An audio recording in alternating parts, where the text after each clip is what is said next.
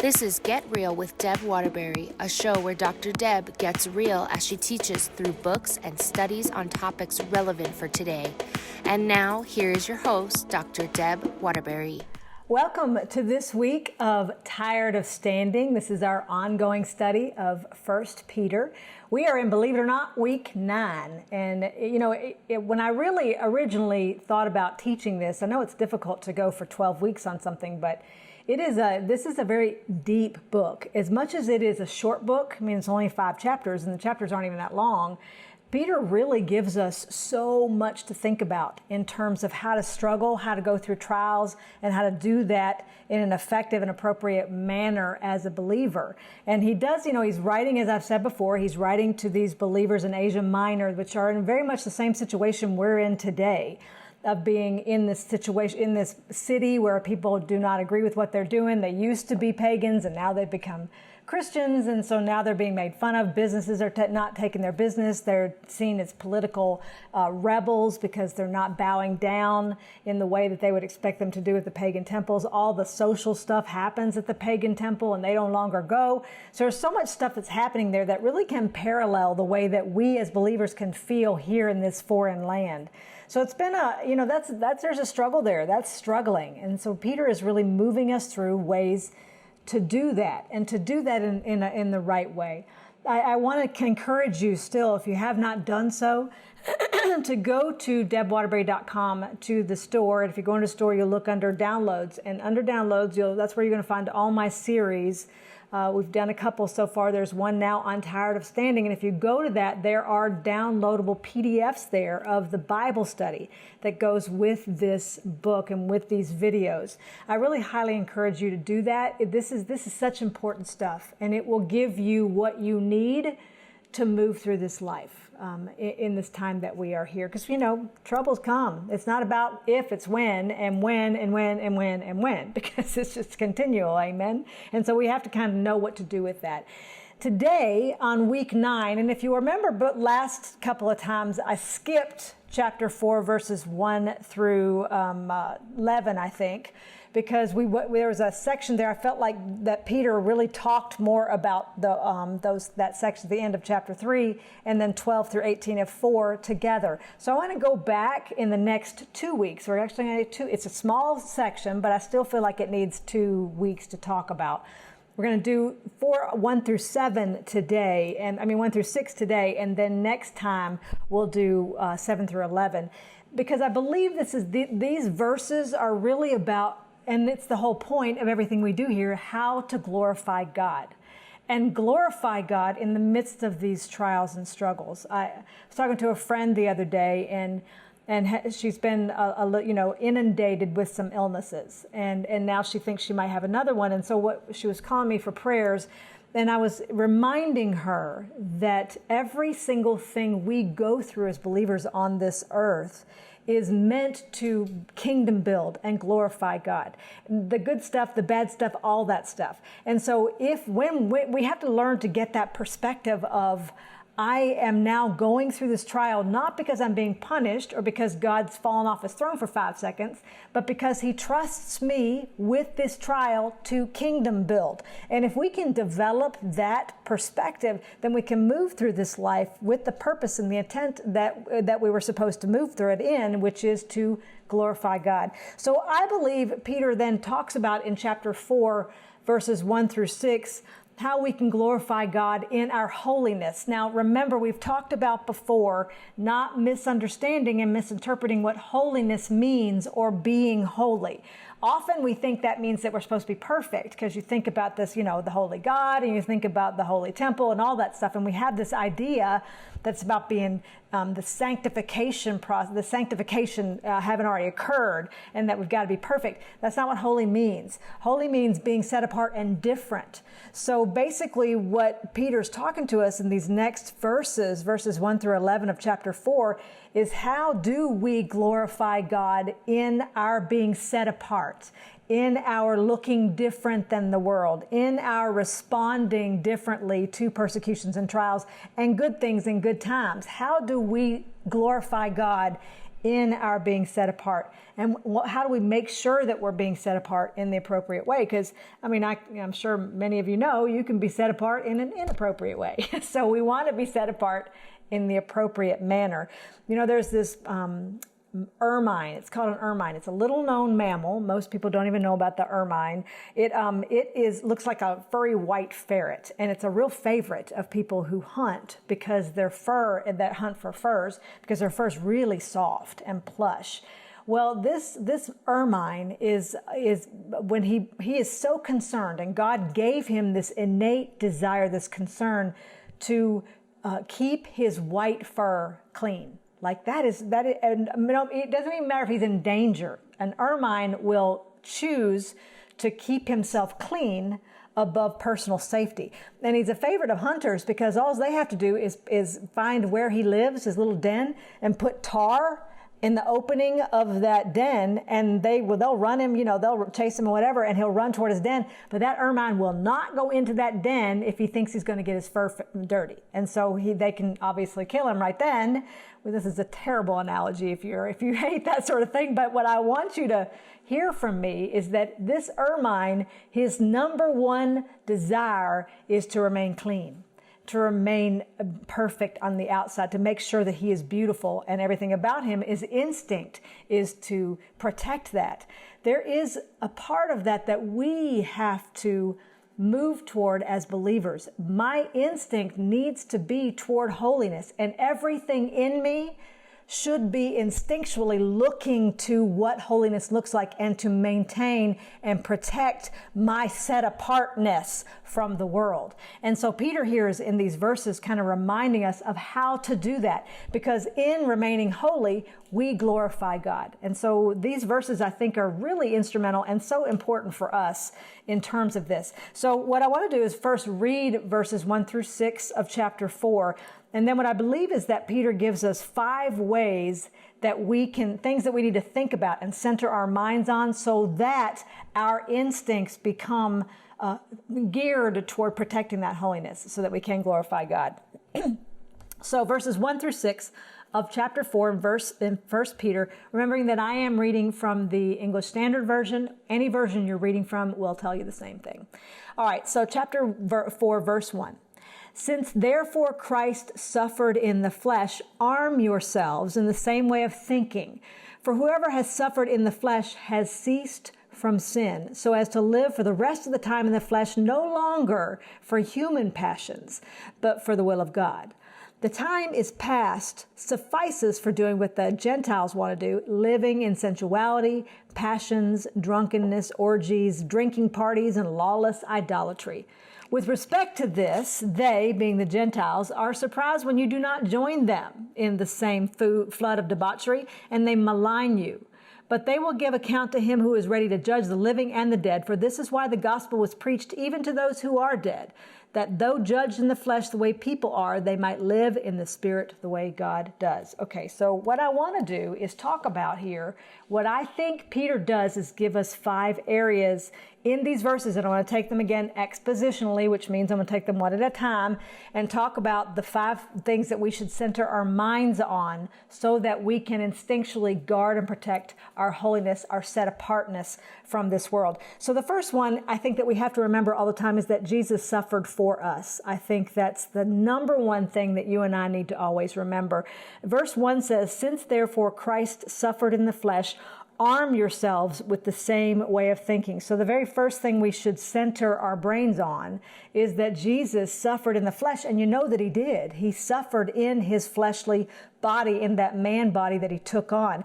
Jesus himself said, and he did this of his own free will. He said in John chapter 10, verses 17 through 18, I lay down my life that I may take it up again. No one takes it from me, but I lay it down of my own accord. I lay it down of my own free will. So Jesus, of his own free will, chose to suffer in the flesh, and he suffered terribly for you and I.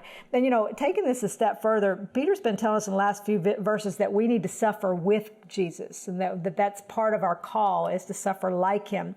Well, there's this guy that wrote this book he was actually in prison in a foreign country for his Christian beliefs. His name is Richard Wurmbrand, and he wrote a book called 100 Prison Meditations. And I loved what he said about this.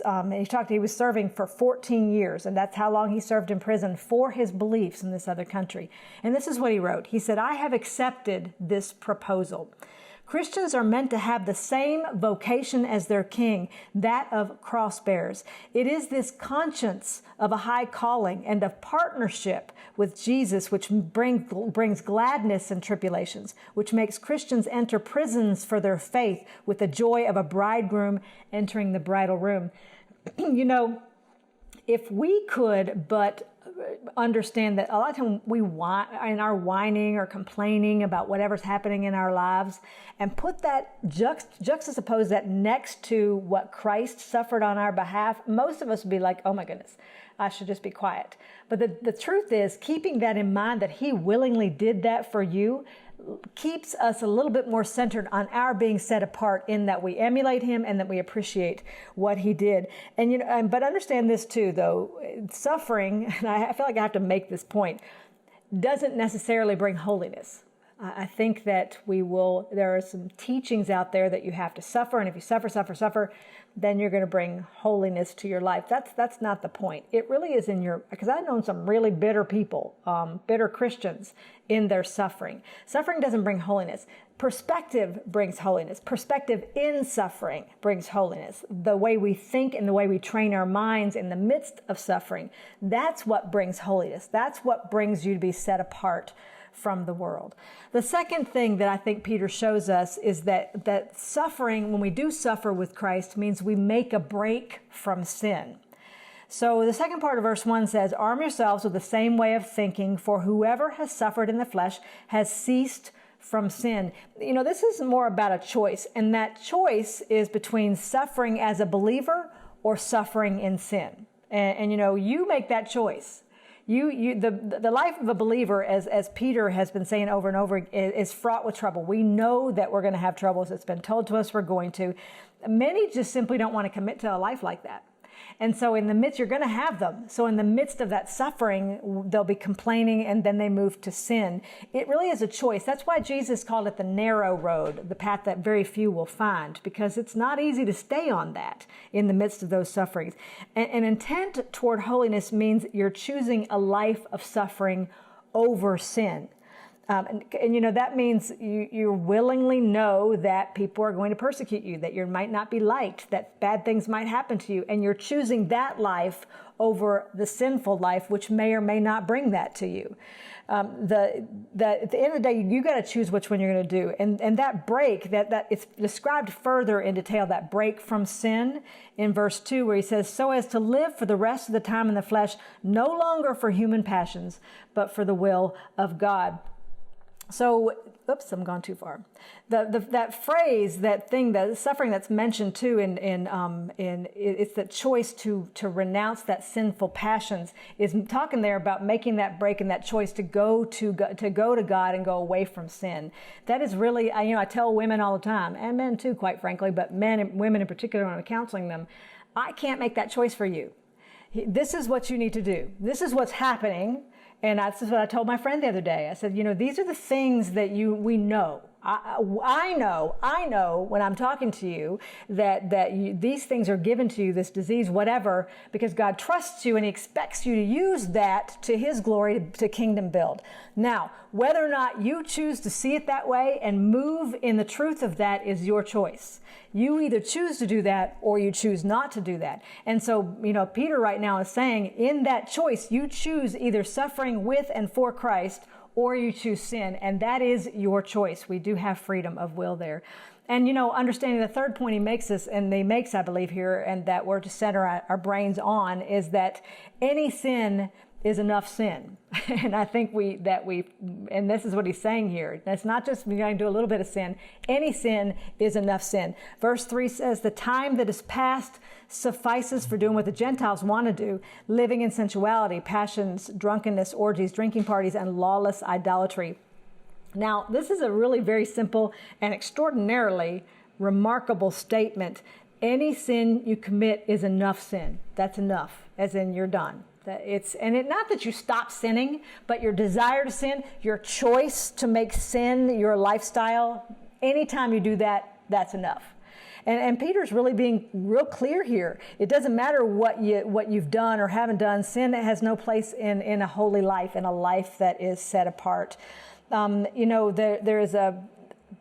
was doing some witnessing for a church not long ago and going door to door, trying to get them, not really witnessing, I suppose, yeah, but I was trying to get them to come to church. This church was opening and trying to see if they would come to the church. And this young man opened the door.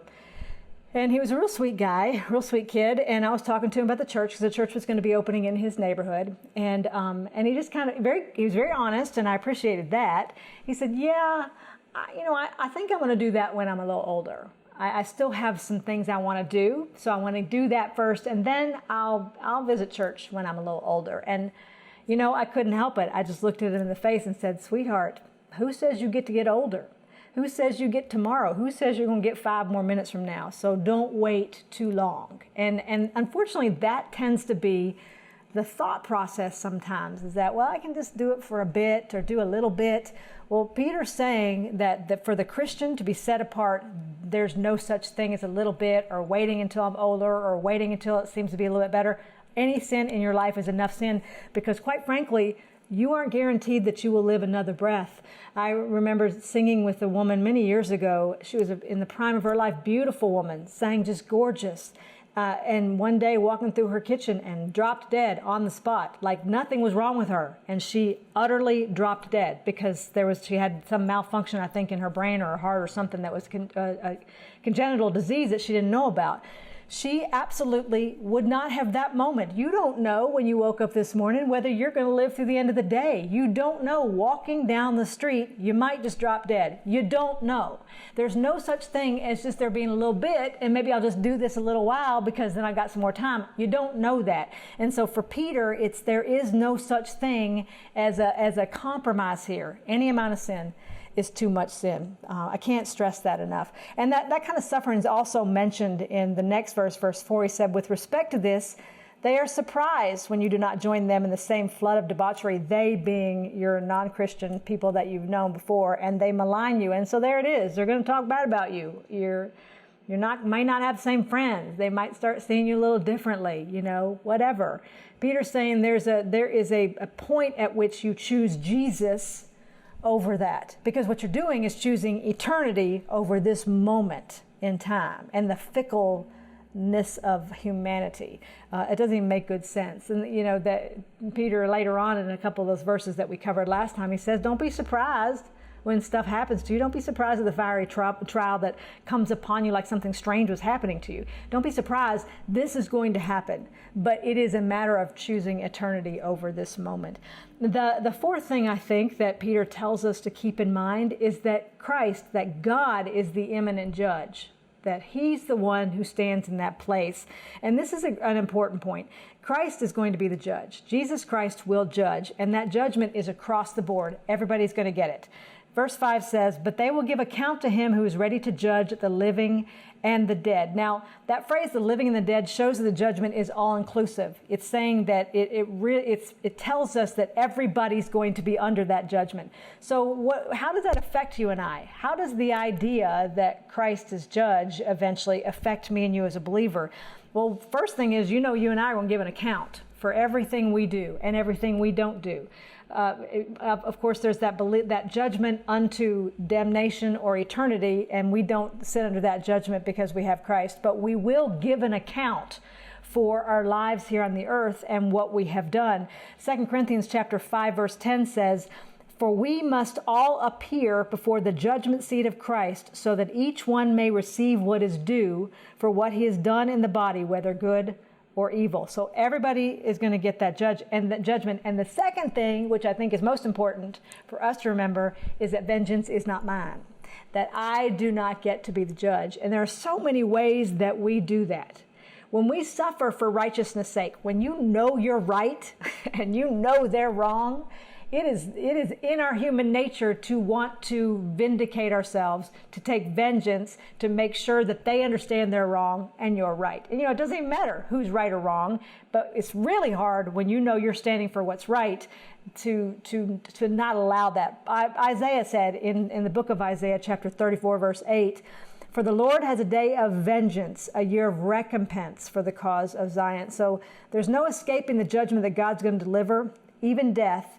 Remember that even the writer of Hebrews said, chapter 9, verse 27, "Just as it was appointed for man to die once, and after that comes judgment." So not mine and yours to judge. Christ is the imminent judge. And then finally, the fifth thing that I think that Peter tells us here is that death's not the end. Death is not dying, and we have to keep our brains centered on being people of eternity and not people of the temporal. 6 is another one of those hard to understand verses that are in Peter, so I want to spend just a minute on it. Verse 6 says, "For this is why the gospel was preached, even to those who are dead, that though judged in the flesh the way people are, they might live in the spirit the way God does." Now, a lot of people seem to think that means that even after you're dead, you can hear the gospel. And that's another place where that incorrect idea of purgatory comes in. It is a misused scripture in terms of that. That's not what Peter's talking about here. What he's talking about is that people who once that even though they're dead now, they did hear the gospel. They did hear the truth before death. So he's saying just because someone dies doesn't mean they've escaped judgment. Judgment's coming for everybody. People, Romans 1 says that man is without excuse, for God has seen in even his creation, in everything about him. So what Peter is saying here is that don't think that death is an escape, that there's no such thing. Judgment happens even to those who have died. Even if we think they escaped anything, it's going to happen to them eventually. And for us, even that we're here, he says the gospel is being preached to us, and it's being preached to them too. There is no such thing as an end game for anybody. And so, I think often we think we've got to be people of eternity and everybody else is people of the earth. Well, that's really not true.